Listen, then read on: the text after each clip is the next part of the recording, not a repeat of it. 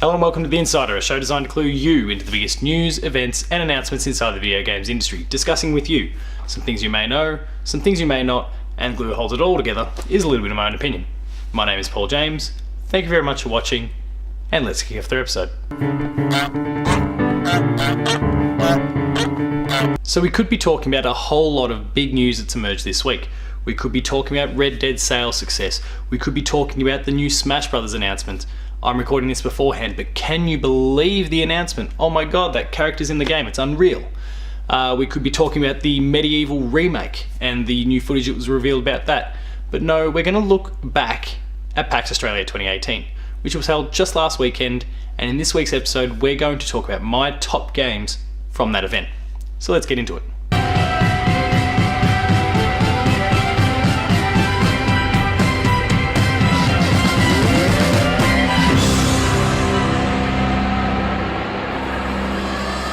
So we're going to be talking about my top 10 games from PAX Australia 2018, and as such, and with the desire to be not to create the longest episode of The Insider of all time, I'm going to keep all these fairly short and sharp. So we're going to start with number 10, and number 10 is the Voyager project. Now this was a really interesting one. This was hosted by Swinburne University at their booth, and it is a really interesting asymmetric experience where you, the player, will be partnered up with someone else, and they're still working out whether this is going to be online or split screen. At the moment it's kind of side-by-side co-op, and you are exploring space together. The difference is that it's not two people with guns exploring space and bouncing around through a planet or a space station or whatever it is. It's one person doing that, and the other person is behind a computer screen, and they are they're hacking the space station, the whatever it is you're exploring there, and opening doors for you, or lowering the temperature of a room to keep you safe, or whatever it is. So you're working hand in hand, you're communicating verbally through your mic, or because the person's next to you. You're sharing your experiences, you're telling each other what you need in order to progress. And it was a really interesting concept. It is a student project, it's a long way away, but it's looking really good, it's looking really promising. Disclaimer, I know some of the team, but it's looking really, really good, and you should consider checking it out. On the video, go to files, looks like blueprints. I need a password. You see anything? Up and around. Oh no, it's fully. Are you losing pressure? The files are open. My fiber's cracked. Oh no, something's going on in your head.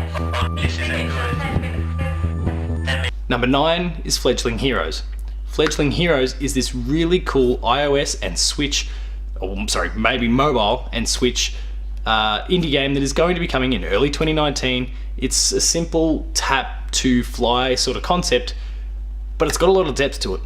These sort of experiences, and I guess the best parallel you can maybe make is to a Tiny Wings or something like that, are usually very simple and can be completed quite easily. There is a lot of challenge here. There is a steep degree of difficulty, fair but steep.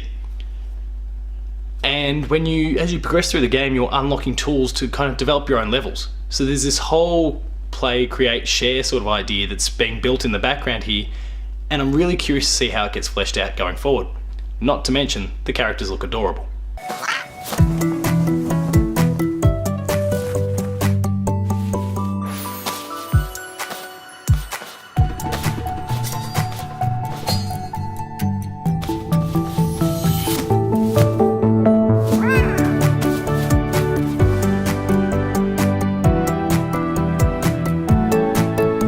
Number 8 is Spyro the Reignited Trilogy. Now, I put this a little bit further down the list because if it were a new release, I'd be super excited, and I am really excited anyway. But this is a remake or remastering of the original 3 games that came out on the PS1. That's nearly 20 years old now, and whilst I'm super hyped and I picked it up, and it really felt like the refinement that I'd been looking for from these games, with all the improvements and just there's polish and it looks stunning, I can't put it too far up the list because ultimately it is a reboot of an old game, or a refresh of an old game, and as brilliant as it was, there's other things that were high on the list that are doing cool new things, and I had to reward that accordingly. But Spyro the Reignited Trilogy is looking fantastic. If you're a fan of 3D platformers, it's well worth getting in about a week from now. Who are you again? Spyro. Spyro. Spyro. Spyro. Spyro. Spyro. Spyro. I'm getting a little winded.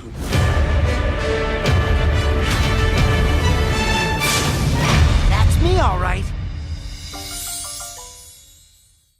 Number 7 is The Division 2. I spent a little bit of time with this at the Ubisoft booth in our media early access hour, and I got to play with a range of different players there, and we're just going through a very simple, almost corridory sort of mission there for a while, taking out guys as a team, working together, sharing ideas, communicating via the chat, before we got into a very wide, very open environment there, and it felt a lot like the Dark Zone and those sorts of things from the original game. There's far more colour, there's far more personality, there seems to be a lot more depth, but the mechanics, the things that underpin the experience are very similar, very familiar, and I'm very much looking forward to playing The Division 2 when it launches early next year. But how do you save a nation when its enemies come from within?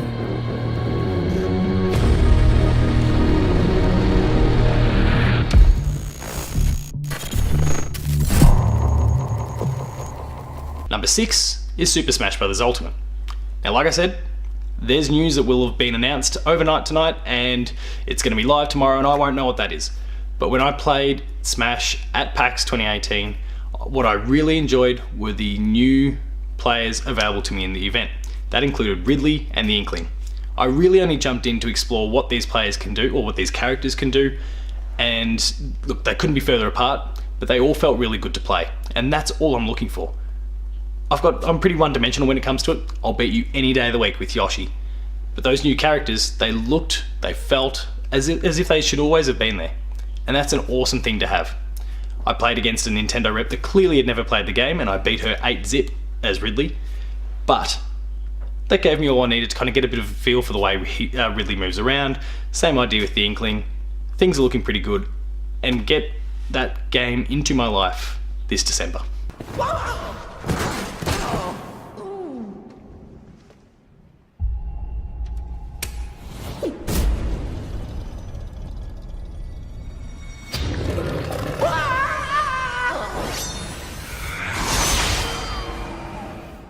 Number 5 is Darksiders 3. I've been super excited for this game. You might have seen that I've been doing a full playthrough series of the original Darksiders game over the last few months. That's nearly concluded, Darksiders 3 is nearly here. It nearly slipped me by at PAX. It was concealed and tucked away on one single laptop at one booth. Not advertised, it was so subtle. Yet I stumbled upon it. I got to play it with a controller, thankfully, because I'm not one of those PC dorks. I love you, you're okay. But Darksiders 3 is giving me more of what I love and enjoy about previous Darksiders games. I'm finding that Fury is somewhere between War and Depth in terms of her mobility, but her range is great, the level design looks fantastic. It doesn't quite have that same level of artistry that we saw in the first two games, and I think that's the influence of Joey Mad leaving that might be a bit of a factor there, but it looks gorgeous, it feels great to play. It's less than a month away, so we'll see how it all plays out very soon.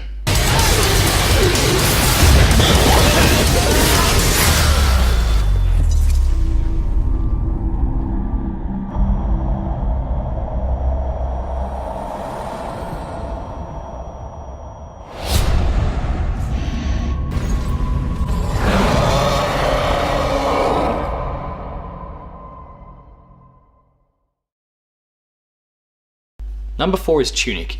Now, it might be one of the games that you know the least about from this entire list, maybe outside of the Voyager project.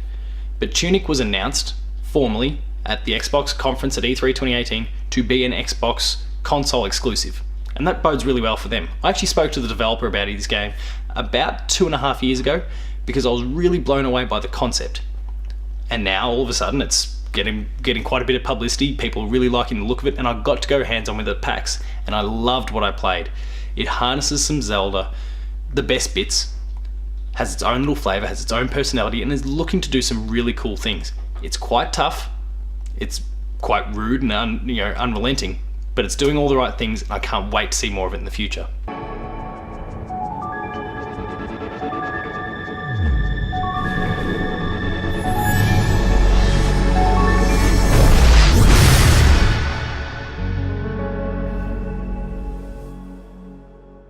Number 3 is Rage 2. Now, if you'd have asked me going into PAX, I would not have had this in my top 10 anticipated games, let alone the top 10 that I played. Now there's plenty of games that I didn't get a chance to play, and maybe this whole list could be totally different if I got to experience every single game of PAX. That's not realistic. Rage 2 blew me away because of how Doom it feels. It's pulling on Borderlands, it's pulling on the original Rage, but the way it feels to play, courtesy of these Doom-like elements and systems, is what's really got me interested. It's pulling on some of Avalanche's great open world experiences, but it's got that Borderlands charm and then the Doom mechanics, and it was rough, brutal, fast, frenetic, everything you could possibly want from an experience like this, it's there. And Rage 2 rocketed up my most anticipated list going into next year because of this demo alone. You're just a parasite. Now close your eyes and say goodnight. Gonna get ready to die. Get ready to die. Get ready to die. Get ready to die. Get ready to die. Get ready to die. No time coming. Now you better get running and you better get ready to die. Number 2 is Days Gone. Days Gone looks fantastic, and now that I've had a chance to play it, it plays fantastic as well. There was 2 options available to us. There was a horde mode sort of thing where you trigger one and that's it, it's on for young and old, and you had to survive. It became a very survival based thing, and a few people played that, had some success, not many. That was something that the PlayStation reps were really proudly talking about, is the fact that not many had actually stayed alive for the 10-minute duration of the playthrough. But what I messed around with was a vertical slice from the story, presumably. Could be just a simple mission just to outline the idea, but I really enjoyed what I played. The whole idea was that I was meant to get to a petrol station, collect this thing, get back to the bike and get out of there. The thing about it was, there's plenty of freakers around, and I found myself stealthing around, similar to what you might do in an Assassin's Creed game, and I didn't go in there all guns blazing. I could have, probably would have found myself dead, but I just bounced around slowly, picked off targets that I needed to, got to where I needed to go, and I got out without triggering a single enemy. And that bodes really well, because we know there's going to be lots of shooting. We know there's going to be lots of gunplay and noise and lots of action, but there's this more subtle side as well. And I really appreciated that, and I want to see more of Days Gone, despite the fact that it's been delayed till April next year. I can't wait to get my hands on it.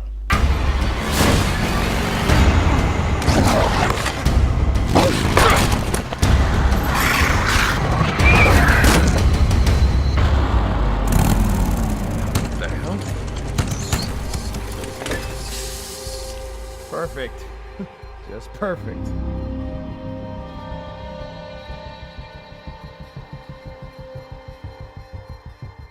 My number 1 game from PAX Australia 2018 was my number 1 most anticipated game of PAX Australia 2018. That game is Ori and the Will of the Wisps. The original game, Ori and the Blind Forest, is in my top 3 games of this generation.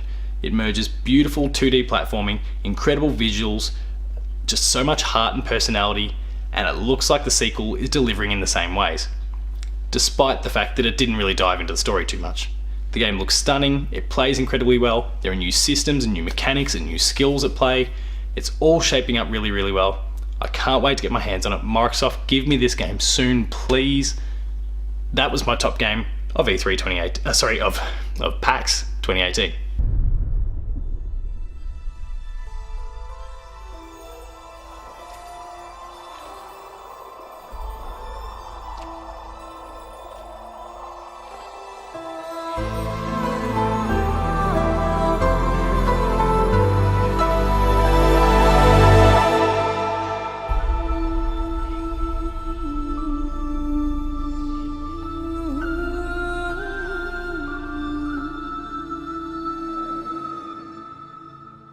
So that concludes another episode of The Insider. I hope you enjoyed it. If you did, please consider liking, sharing and subscribing, all those buttons down below here, and hit that notification bell. That way you're alerted to every new video the moment it goes live on the channel. That includes Patched, The Insider, Player 2 Plays, The Late Game Review, Gamer School, and a whole lot more. There is some awesome content there, so please consider checking it out. For written content, please visit the website player2.net.au, where you'll find reviews, previews, opinion pieces, news, features, the Player 2 Writer's Draft, and heaps more, all contributed by some of the best talent in Australia, so please go out and check out their work. We're also on Patreon, patreon.com/player2au, and consider kicking a few dollars. At the lower tiers, you'll get early access to episodes, such as this, and Patched, and a few others, And at the higher tiers, you get monthly episode exclusives and the ability to join us in the monthly Player 2 podcast. For rolling updates, you can find me at Paul James Games on Twitter. That's right, I've got a new handle. The website you'll find at Player2AU. And until next time, those were my top 10 games from PAX Australia 2018. Thank you very much for watching, and I'll see you next time.